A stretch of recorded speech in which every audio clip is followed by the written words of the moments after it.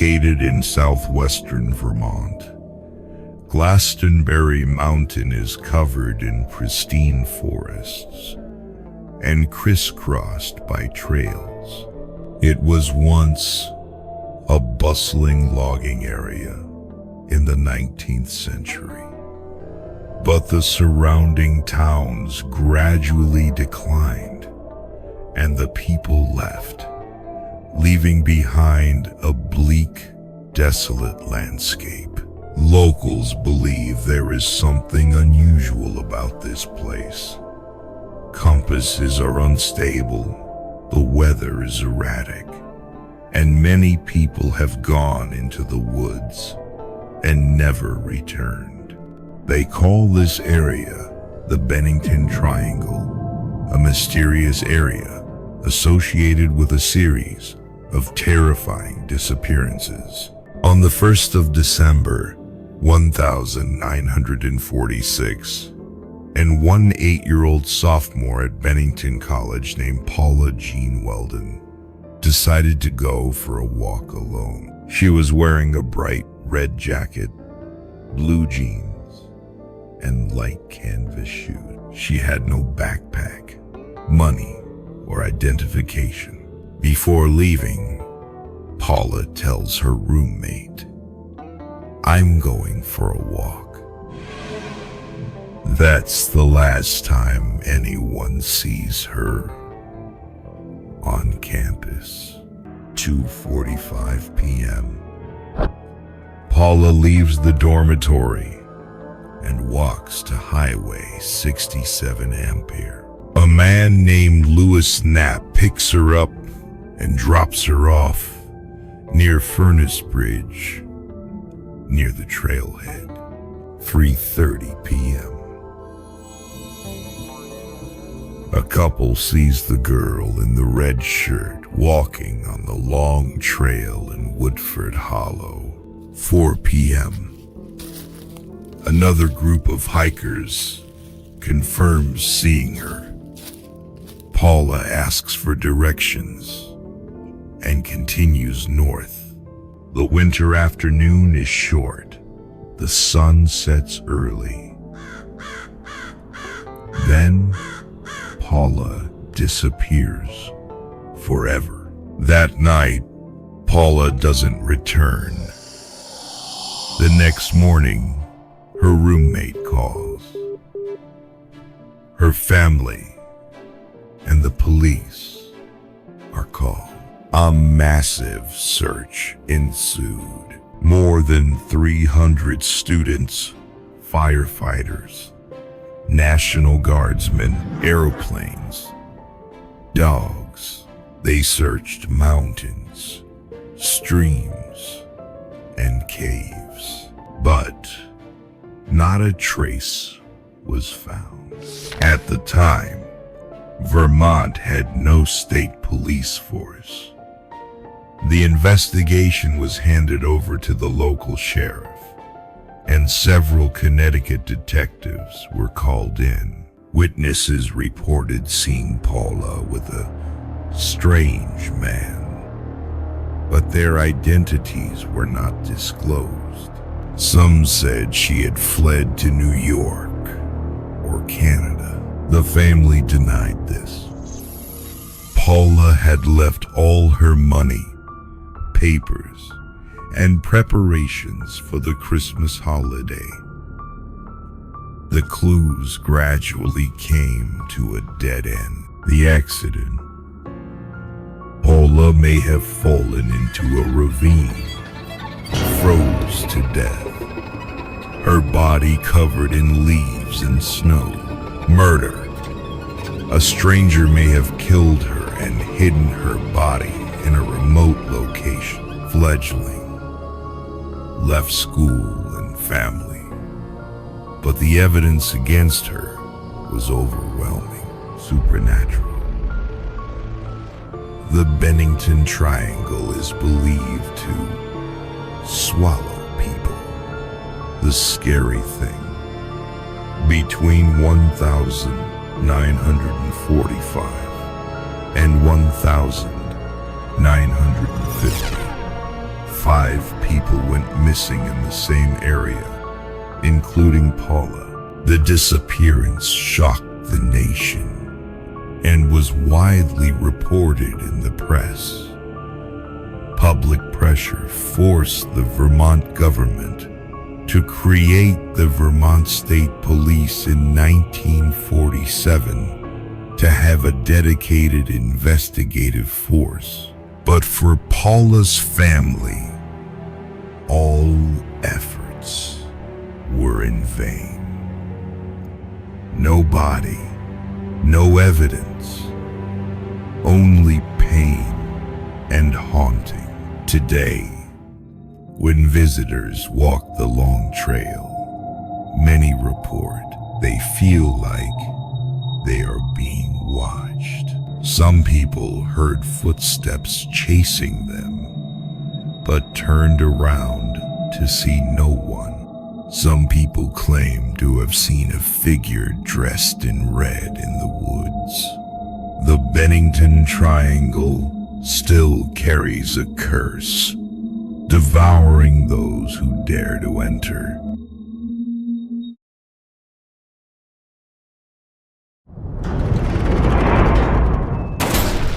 Cedar Lodge was once a small hotel resort located at the gateway to Yosemite National Park, California. It was an ideal stopover for tourists, families, and students to visit nature. Who could have guessed that this peaceful place would become the starting point of a series of terrible murders?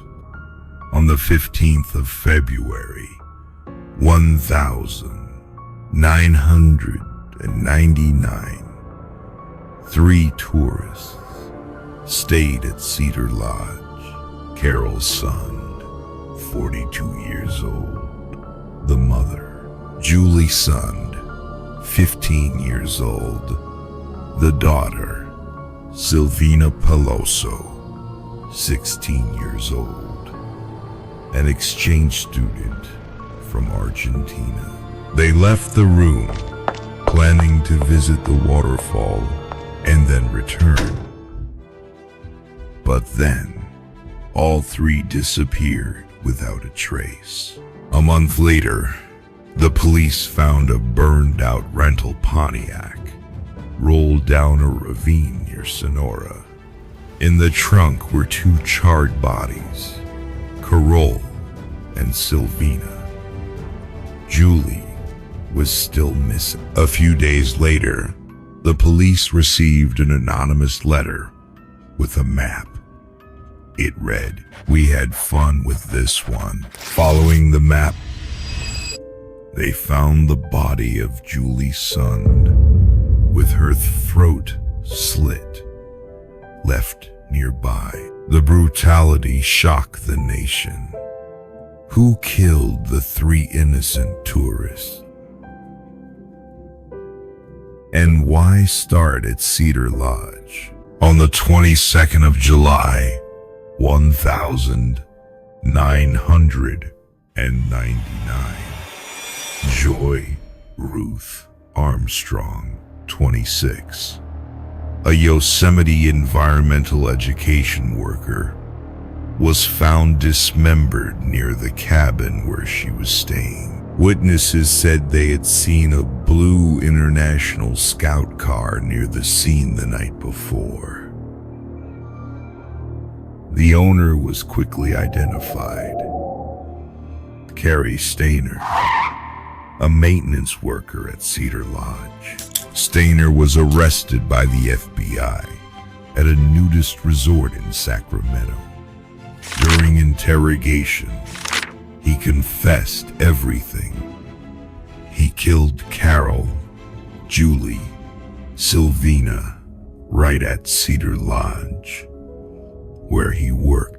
Then he killed Joy Armstrong in Yosemite. Stainer described in detail how he broke in, attacked, strangled, and disposed of the body. The painful thing is that Cary Stayner is the brother of Stephen Stayner, the boy who was kidnapped for 7 years and escaped, becoming a hero in America in the 1972nd. The younger brother was a victim, a symbol of hope. The older brother turned into a cold-blooded killer. For the murder of Joy, because it happened on federal land, Cary was sentenced to life in prison. For the 3 tourist murders, the California court sentenced him to death. 2002. He is currently on death row at San Quentin Prison. Cedar Lodge still operates, but the bad reputation associated with this place never fades. Many visitors say they can't sleep in the rooms where the 3 victims lived. Some say they see a young woman's shadow in the empty hallway at night, or hear footsteps, but when they look back, there's no one there. Cedar Lodge was once a peaceful resort, but after 1999, it was forever remembered as one of the most horrifying crime scenes in American history. People come to Yosemite to find peace in nature, but many whisper the question: if you stayed at Cedar Lodge that night, would you have had the chance to leave?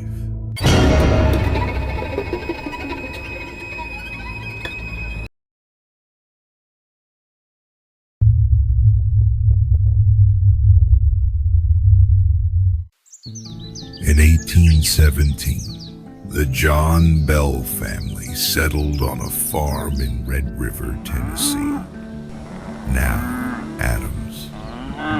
It was a peaceful countryside, growing corn and tobacco. But just a few years later, their farm became the most famous place in America for scary supernatural phenomena. The Bell family heard strange knocking at the door at night, but when they opened the door, there was no one. In the barn, horses were tied up, pigs were chased away, and heavy footsteps echoed in the middle of the night. The youngest daughter, Betsy Bell, began to be harassed. Her hair was pulled, her cheeks were slapped red, her blankets were ripped off in the middle of the night. The whole family witnessed it and could not explain it. Soon, the whole Bell family began to hear mysterious voices in the dark. At first, it was just whispers. Then it became a clear voice. It called itself Kate. Many believed it was the ghost of a local woman, Kate Batts, who had a land dispute with John Bell. The voice called John, old Jack Bell, mocked him and declared that it would kill him.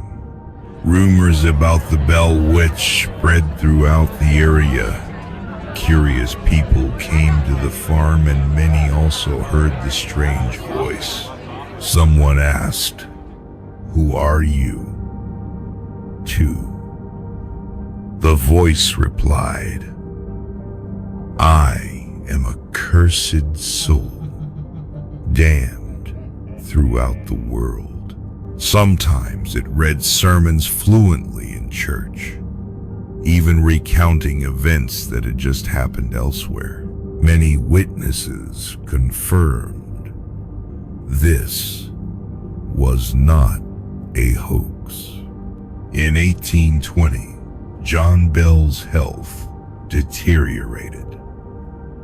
He often had mysterious convulsions.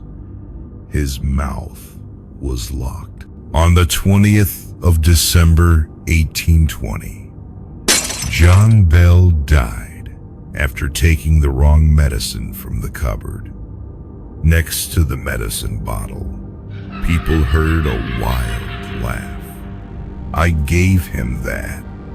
Old Jack Bell is dead at last." John Bell's funeral was also disrupted by Kate. When the coffin was lowered, a strange singing voice rang out for many hours. After John Bell's death, the phenomenon gradually decreased, but did not disappear completely. Betsy Bell, the most haunted daughter, later broke off the engagement because Kate did not allow it. The Bell Witch Farm became one of the most famous haunted stories in American history, recorded in many documents, even becoming the inspiration for the film The Blair Witch Project and other horror works. In Adams, Tennessee, there is still Bell Witch Cave, a cave on the old farmland where the spirit of Kate resides. Many visitors claim to have heard whispers, knocks, and even been touched by invisible hands while visiting. The Bell Witch Farm is not only a folk legend, but also an incident with hundreds of witnesses in the 19th century, considered the scariest real ghost story in America. Tennesseans still remind us to this day, never say Kate's name when you're in the Bell Witch Cave, or you'll take something out with you.